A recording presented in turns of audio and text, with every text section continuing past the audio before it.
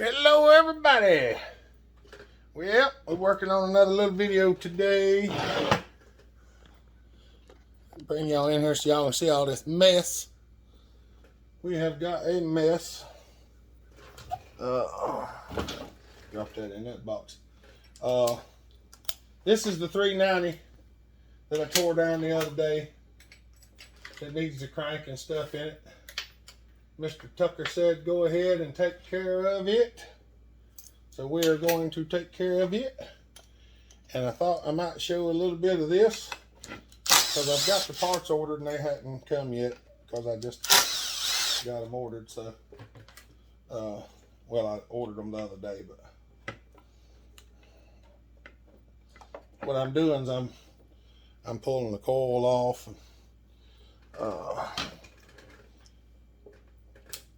Probably going to pull some of the side cover over there on the other side. We're going to pull some of this stuff off. We're going to take the oil cap out of it. And then we're going to take it down there to Dad's. And we're going to throw it in the cooker. And I'm going to try to get a little bit of video of what that entails, so y'all can have a look at that. Try to figure this out here. That's the Mac stuff. Oh, there's the Husky stuff. I keep everything in these individual boxes so as to try not to make it too much of a mess. That's, y'all, this is some of the stuff that gets me into the place where I get so irritated sometimes. You know, even when you're a positive person and try to do everything as best you can still get bound up so bad that it just gets to you. And it happens to me sometimes too, even though I try not to let it. So if you're ever having trouble with something and you just feel, you just don't feel good about it, just don't take it too personally, because you're not by yourself. It happens to all of us. It happens to me. It happens to other people I know. And well, there's a face full of spring. But I didn't really want it to do that. I was hoping it was going to stay, but it didn't. The reason I was not trying to take it out is because this thing right here is actually broke. And I wasn't trying to look for one of them right now. But nonetheless, it shot it out of there. So see, this thing's actually broke in two right there. It's supposed to be one piece, and it ain't. So I'm gonna have to clean that out of there. And well, yeah, I did not know that the band was actually gone out of it. The chain brake's actually gone out of it.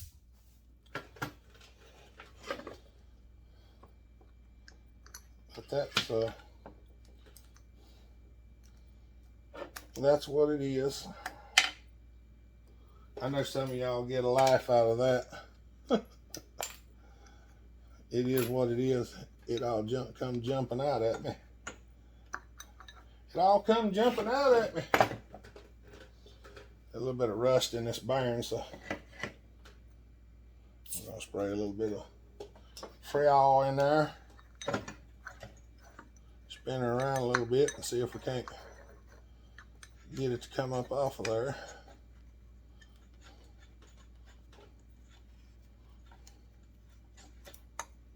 There we go. A little bit of rust in there. I don't know why it's been in the box. Dang, that's loose. So now that we've got it pulled down like this, I'm gonna stop the video. We're gonna go to the cooker.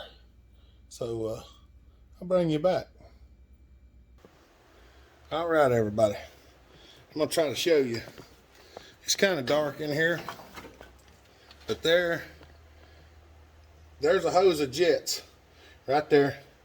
It goes down, and there is a turntable right there, and there's a set of jets that goes that way, up, over, and across up here in the lid. If you can see that.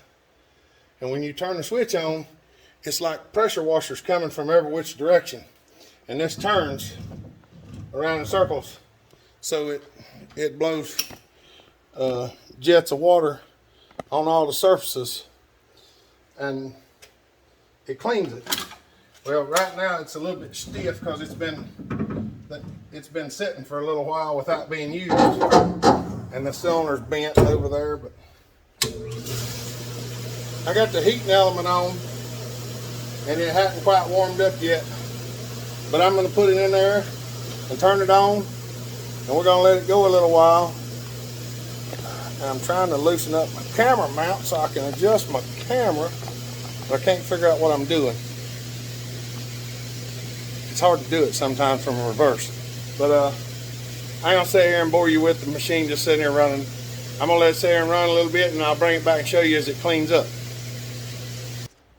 Alright, she's been running a good little bit.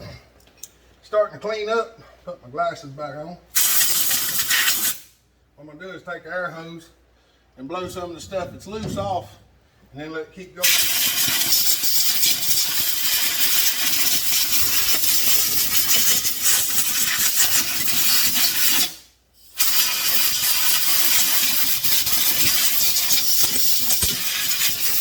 Some of it's just so thick it won't come off, but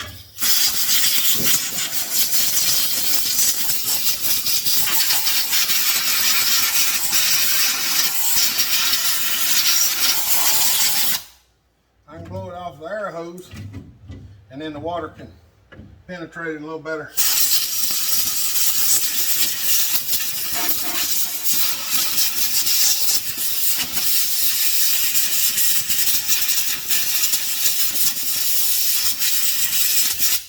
If I let it get up to full temperature, it'll actually clean it a little bit better. But I'm not that concerned right now. I'm just trying to get the majority of the stuff off of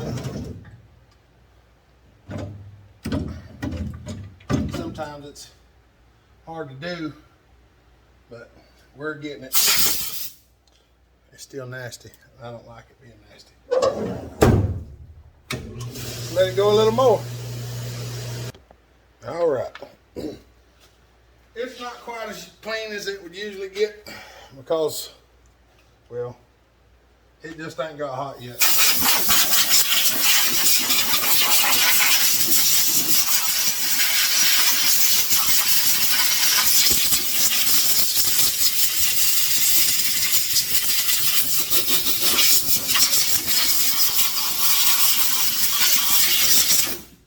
But it's clean enough.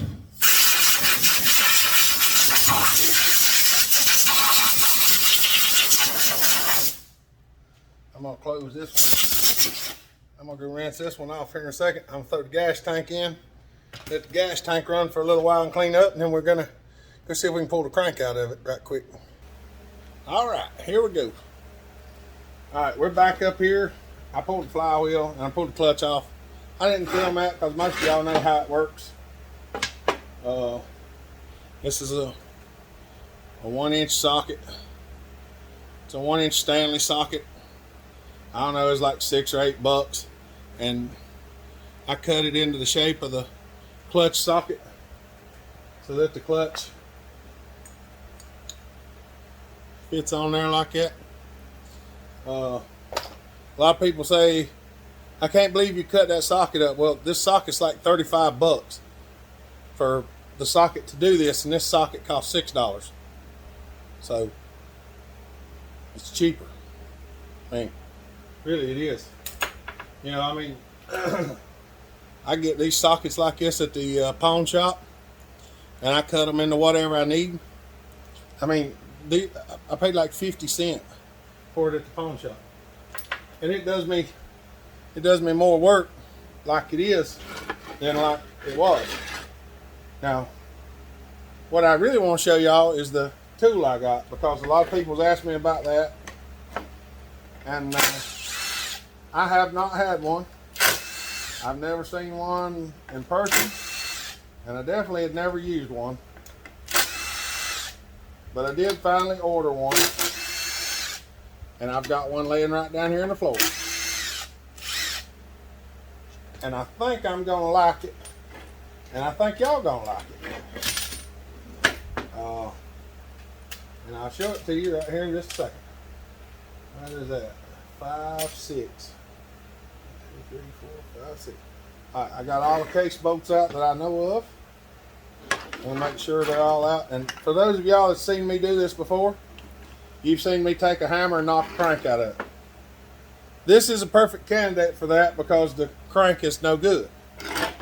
But since I bought the tool to do this with, we're actually going to use the tool, because what better to practice on than something that's already bad. So I purchased one of these. I don't remember exactly where I got it. I think I got it off of eBay or something. I was going to get one from the Duke, but he didn't have any, so to him I said, that's fine, I'll get one. He told me to look on eBay and I could find one there, so I did, and I found this one. And I'm curious to see how it works, because I've never attempted to try one, but it goes down over the rod, and supposedly you just put it on there and then give her a little cranking. Now, I know some of these are really hard to get apart, and I don't know how much pressure it might take.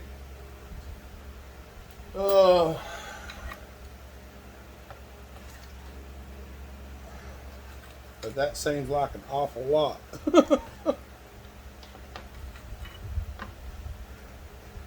And I know it's got 6 bolts, and I pulled all 6 of them out. I wonder if I could push it from the other side. I don't know if I should push it from the other side, but that's why I said we're gonna do it on something that I don't have to worry about messing the crank up, as long as I don't mess up the cases. I ain't worried about the crank or the bearings, because we've got all new ones. And that case does not seem to be split, which is kind of weird, because I figured it would come apart pretty easy. So let's try it on the other side. See if we can push one side off. If we can push one side out, we can always put it in the press and push the other side off. And remember, y'all, like I said, I've never used one of these before, so I have no idea other than how to put it on there. I don't know if you're supposed to push this side first and then press that side. I don't know any of it. All I know is I bought this tool and it comes with no instructions,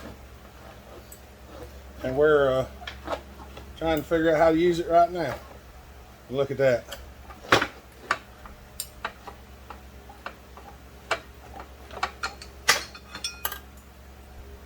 Aha! I would call that a success. That crank bearing right there is just super bad. I mean, it is super bad. It's really...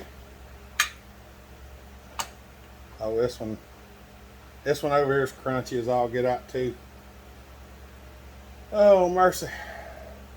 I just wonder why it don't want to push this side off.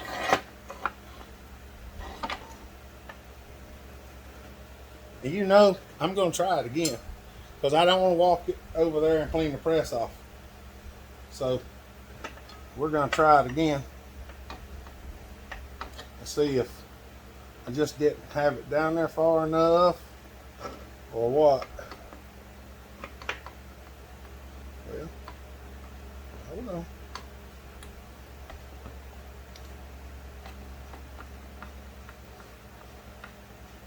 I mean, it's slipping Crank slipping past it.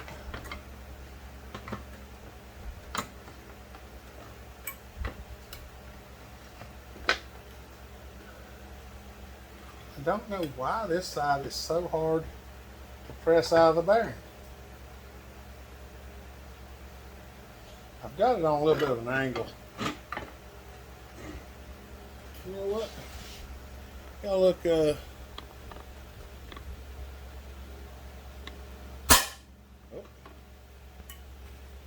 there we go.